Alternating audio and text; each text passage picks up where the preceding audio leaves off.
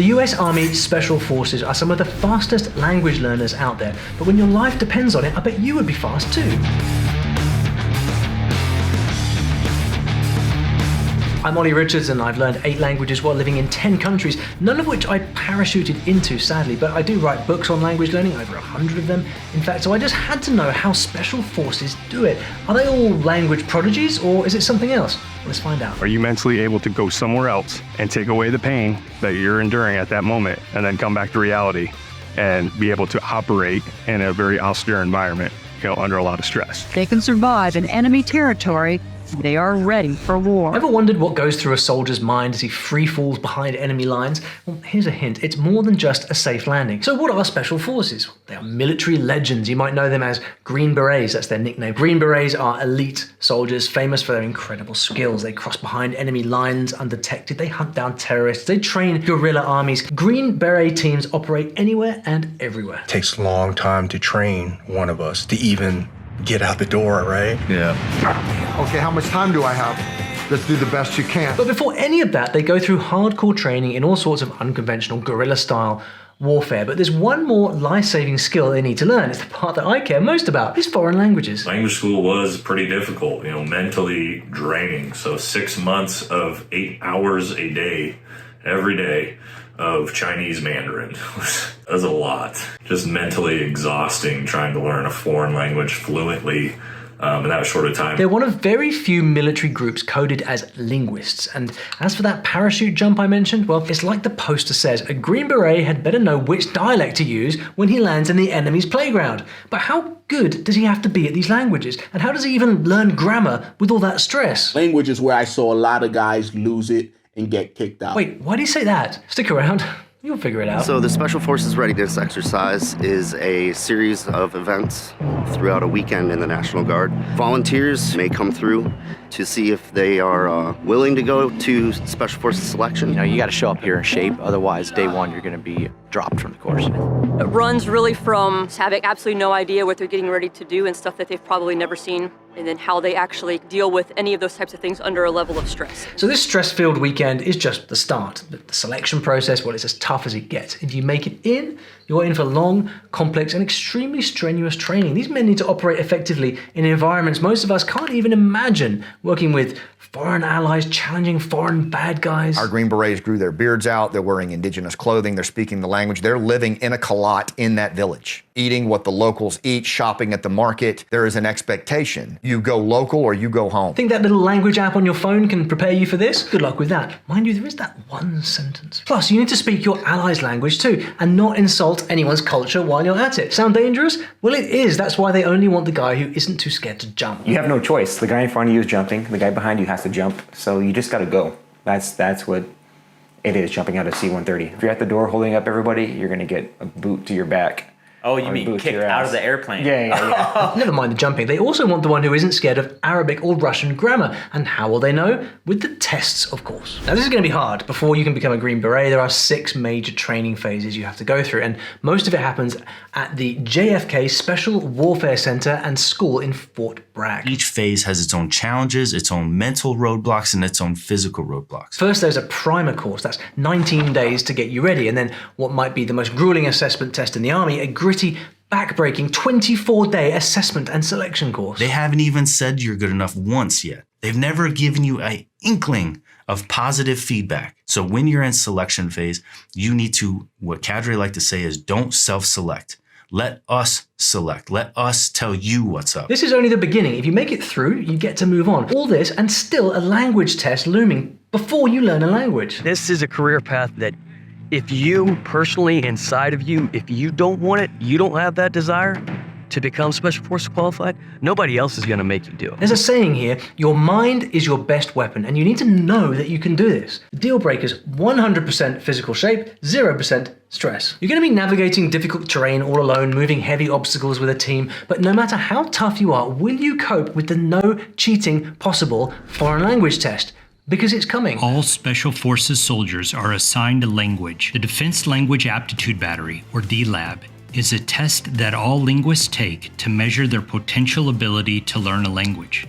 Those who do not meet a minimum on the D-Lab are not allowed to join Special Forces. Well, that sounds harsh, but remember that parachute jump? Yeah, so the Defense Language Aptitude Battery, or D-Lab, is a rather weird little language test that you can't cheat on because it measures your natural knack for languages using a completely made-up language. That's right, I guess it's a bit like one of those IQ tests. It shows how good you are at spotting patterns and deciphering grammar rules on the fly. Kind of fascinating, and your ticket into the Force if you nail it. Those who pass the D-Lab are assigned Category 1 and 2 languages like French, Spanish, or Indonesian. And those who do really well on the D-Lab are assigned Category 3 and 4 languages like Chinese, Russian, Korean, or Arabic. And as long as they make it through the field training, they will eventually show up to the language school. You complete a wish list for your language preferences, but there's no guarantee that you get what you want. I had French for my language. And as far as picking your language, you get, just like your MOS, you get to put in your top choices, and you may get them, you may not.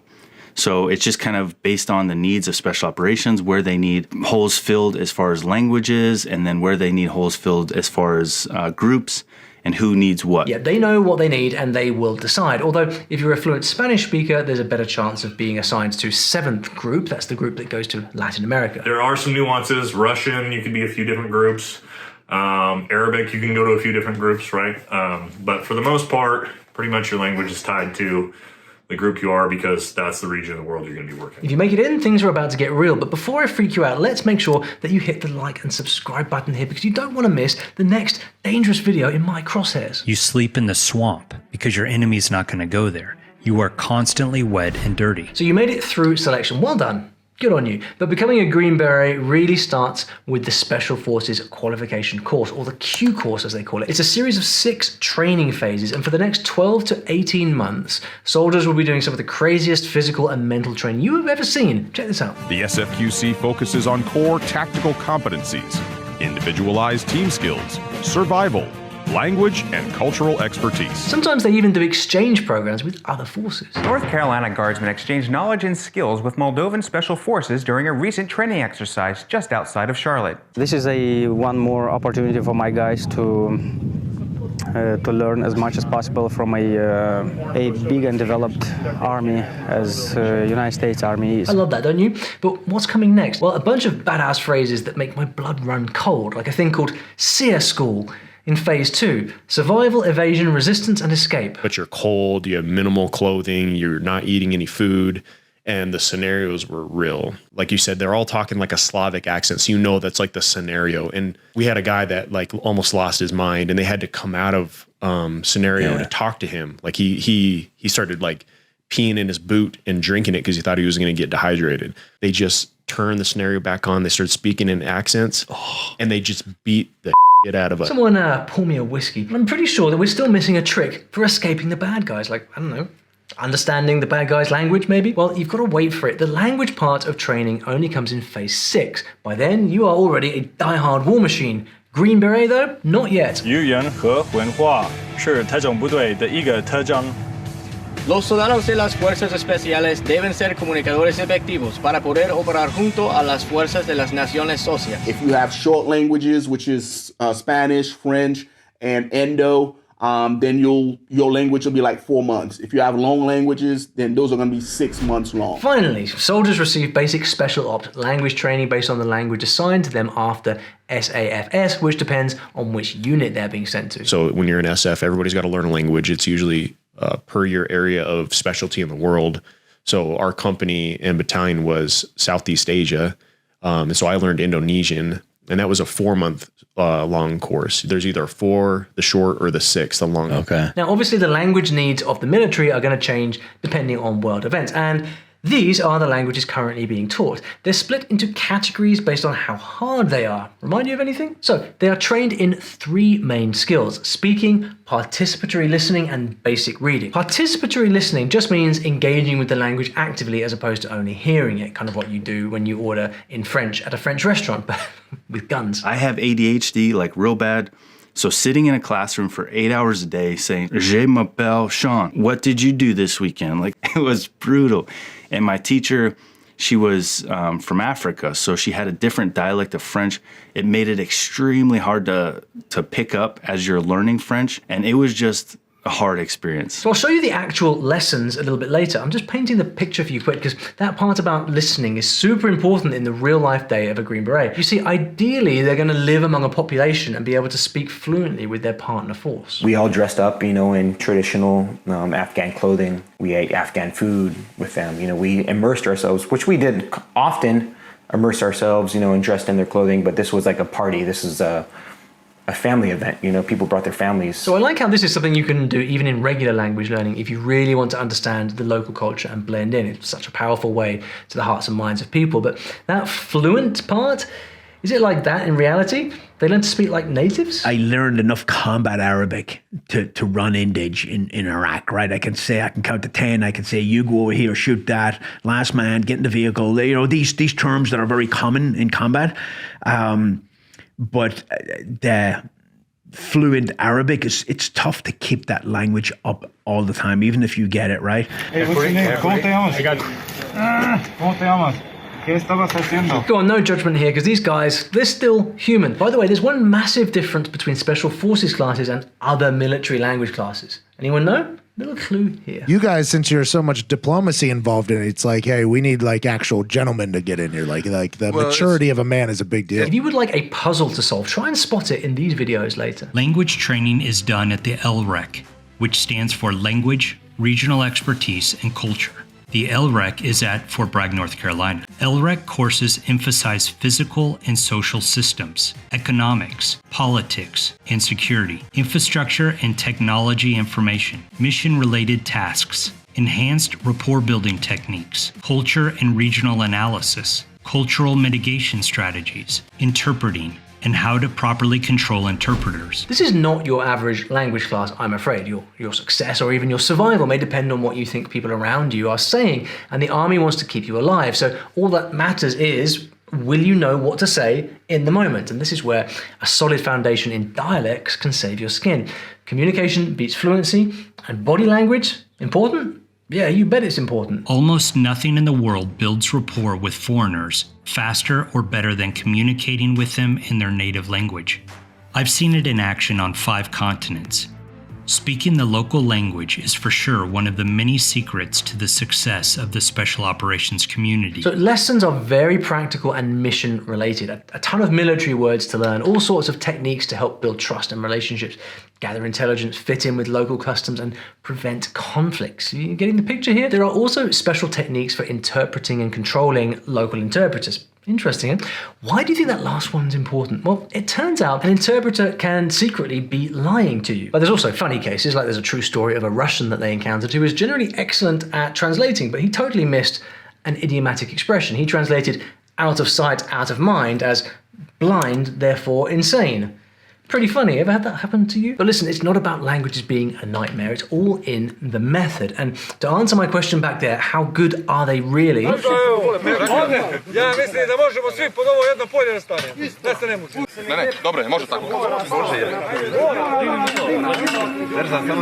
Sounds like they're getting along just fine. Honestly, most guys are really good enough to have fluent conversations with their partner force. The goal is to get them to a level where they can control a battle space, but they do learn one valuable skill, which is that they can build rapport. I think the most clear benefit is, again, it comes back to relationships. Many of the missions, they require interacting with civilian law enforcement, other agencies, and so those relationships, again, form the foundation for trust. This, my friends, is the vital key to a successful mission. You're learning Japanese? Something else? Great lesson here. Do what they do. By the way, in case you think languages are the easy part, while they're not in class doing language drills, they're still out there getting trained in warrior skills. Got to keep them primed and ready for what's coming, right? In language school, depending on your language, is between 4 and 6 months. Like your Arabic, or your Mandarin, or your Russian, it was 6 months in language school. For the easier languages, Spanish, French, your like Latin-based languages, I believe they went for like 4 months. It's called Basic Special Operations Language Training, or BSOLT, and it's 26 weeks of foundational language lessons, whatever's going to be critical to your mission. We're looking at daily classes for speaking, listening, reading, and writing skills, and a whole lot of culture training. A day's work during the BSOLT phase might go like this. Language is a gentleman's course. You show up at 9 o'clock, and you'll probably leave at 5 o'clock once the day's over with, right? Throughout the entire time, you're in language. You get to eat breakfast, lunch, dinner. It's just 8 hours a day of classwork. You're learning past tense, future tense, and then, trying to tie it all together. Yeah, this guy did not love his language class. Let's summarize. There are three main kinds of lesson. Classroom instruction, that's for your grammar, vocab, speaking, listening, reading, and writing. Technology, here they use virtual learning platforms and language software. And then the fun part, cultural immersion. Now you're doing role plays and simulations. It's all about getting you used to the culture, of course. I approve of that. Should we see what a typical day looks like? Je m'appelle Sean. Je suis un sergent dans l'armée américaine. I think it was like 4 to 6 months or something like that of just 8 hours a day of language school grinding and then homework and then tests. If you're good in a classroom environment, it's going to be super chill. It's just your time to get it done, learn your language, test out, and then move on to your groups because you're almost there. Listen, this is a lot less time than you'll get learning a language at home, but it's far more intensive though. 8 hours a day, 5 days a week, and lots of homework, really cramming it in. They say it's the equivalent of 16 semesters or 8 years of university language classes, but who's comparing? So they get going in the morning at 8 a.m. with the new grammar concepts for the day. There are vocabulary drills and flashcard exercises. They do interactive exercise, drills, lots of repetition. There's a big emphasis on conversational skills for obvious reasons. So lots of group activities to practice making real-world sentences. At 10:15, there is speaking and listening. They do role-play scenarios of typical operational situations and some teaming up to practice dialogues and immersion techniques. For listening exercises, they use audio clips from native speakers, super important for understanding spoken language in various contexts and speeds. Now, after lunch, they practice reading comprehension and writing skills, again, using military and cultural texts. They even try out translating documents. Now, that's not something most language courses offer. You ever had to do translating as a beginner? And then what else? Well, they throw in some peer review sessions so learners can critique each other. It's pretty intense. At about 3 p.m., there's culture studies. So now they learn about all the regional differences for the language and culture. Got to be ready for that free fall jump. You don't know where you're going to land. Teacher will get them up to speed on current events, whatever's relevant to the region they're going to, and all of that. And they round it off with practical exercises to make it all stick. So there's real world simulations and so on. Finally, there's a recap of the day's key takeaways. Homework is dished out and there's time for a bit of one-on-one with your instructor if you need it. Anyone thinking of bunking class? Well, you won't be the only one. Now, language is where I saw a lot of guys lose it and get kicked out because a lot of guys think they make it and they start doing drugs. A lot of guys start drinking and getting DUIs. A lot of guys lose it at language. So I'm encouraging you to stay hunkered down and stay on the path. Honestly, guys, when I think about all of this, these soldiers are no different from us when it comes to language learning. If you really want it, you've got to be a little braver with pushing through. I'd say 90% of it is thinking that you can do it. Most people don't have anything special. They just refuse to give up, and they just keep putting one foot in front of the other until it's over. Well, I don't know about you, but I'm quite happy to leave the guns and parachutes behind and skip right to the language learning. Who's with me? So come see what's going on over here at StoryLearning, because here we teach most of these special forces languages, but using a very peaceful and fun method as it happens. How? Well, we teach languages through stories. The reason is that stories are how humans learn languages naturally, right? When you were a kid, you were just watching the world go by, hearing the stories, and all of the words were just going into your brain naturally. Next thing you knew, you were speaking a language. Amazingly, it still works for us adults. And if you want to see how we get people speaking a language fast, you can check out my completely free story learning kit. It's a bunch of fun things that show you exactly how this method works. There's a link in the description and a QR code here if you're watching on your TV. Just scan the QR code and it will take you there. Now, ready for some serious action? We get to the final test, which they call Robin Sage. So it's like the last final event. The unconventional Robin Sage War Games are being held. Our 12-man A-team is going to parachute in, and then we need to move cross-country. We need to link up with our bundle. We need to link up with our guerrilla force. Everything's going to be awesome. Again, with parachuting, after everything you've been through, there's still 28 days of putting your skills to the ultimate test, the infamous Robin Sage. And it's no walk in the park, more like a walk through the woods. After a jump from the sky, in case I haven't mentioned it enough, you're about to experience the harsh reality of your new job.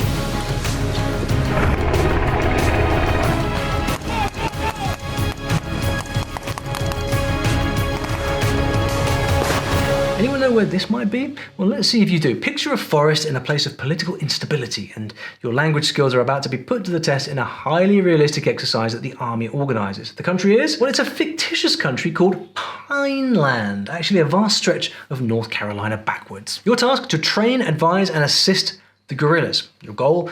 Well, you and your team must survive, and if you fail to build rapport with the guerrilla forces, you fail the entire course. Now, quick disclaimer here, the order of the phases and the nature of the training is going to be changing all the time in the military, and latest I heard they actually moved languages to phase 6 in the process, so it's fresh in your mind before deployment. So these things do change all the time, so just bear that in mind. If you fail languages during your Special Forces course, your chance to become a Green Beret is over. I mean, you're done. Although, of course, you will still be ripped as hell. You may as well look at the silver lining, right? So along the way, they're going to test you to see if you stay good enough to use the language in a high-stress tactical situation, which is quite different from ordering a beer on holiday, wouldn't you say? And then you get tested out on a phone interview where you need to score 1+, having a conversation with the interviewer. So obviously that's kind of stressful, and your pay could increase if you get a 2 or higher, which is pretty fluent. So that's a minimum score of 1+ in listening and in speaking. The two numbers that you see stand for speaking the language and writing the language. That's the lowest level allowed at any time, but honestly, it's not too hard to maintain. The best part is you earn a nice monthly bonus if you score even higher. Cash for learning a language? Why not? Soy un representante de las Fuerzas Especiales en el 7º Grupo del Ejército de Estados Unidos. The men who did a level 1 or 2 language are expected to do at least 80 hours a year of sustainment training. Or if they did a harder language, it's going to be 120 hours, and only 40 hours of this is allowed to be self-study. The rest has to be with an instructor. And by the way, the Army does actually need high-level foreign language speakers in all of the units, so they aim to have at least one level 2 or 3 soldier in each deploying 12-man unit. Now, that's a bit more complicated. To get a level 3-3, you'd have to take a special advanced course at DLI. That's the full-on defense language school in Monterey. And if you're really good at your language, you could even rank up and be trained to pass as a native on recon missions. Now, that's the stuff of Hollywood movies. Just imagine. I wonder if we should make a video about spy languages. So how does it all end? With a Green Beret on my head, I hope. A mark of distinction. These are the quiet professionals who wear the Green Beret. Yeah, it all ends in a big old graduation ceremony and finally getting to wear that Green Beret. Once in the force, soft soldiers are encouraged to do weekly language maintenance training to maintain their proficiency. And this is one of the reasons why each Special Forces group has their own language training facility, complete with instructors and a language lab. If time permits, Special Operations linguists are authorized to attend a 160-hour Significant Language Training Event, or SLATE, each year to enhance their language skills. Think of this as a 4 or a 5-week language course, 8 hours a day. No, it does not end after graduation. I'm sorry, you've got to stay fresh and mean. That's why each of the 7 groups has their own language lab, where they do refresher training, especially if they're about to deploy. They even have their own virtual classrooms called softs. They can tune in here and learn with other students. You don't just get to graduate and then throw it all out the window. Every year you'll have 3 weeks of language refresher at your groups, and then you'll do your phone call conversation again and test out every year. Just to make sure they get the full immersive experience, the Army will even pay them to fly overseas for a couple of months. With a parachute? Yeah, probably. But if all this is too tame for you and you'd rather take punishment than parachutes, there's an even badder, crazier way to learn a military language, and it all goes down in this mad video right over here.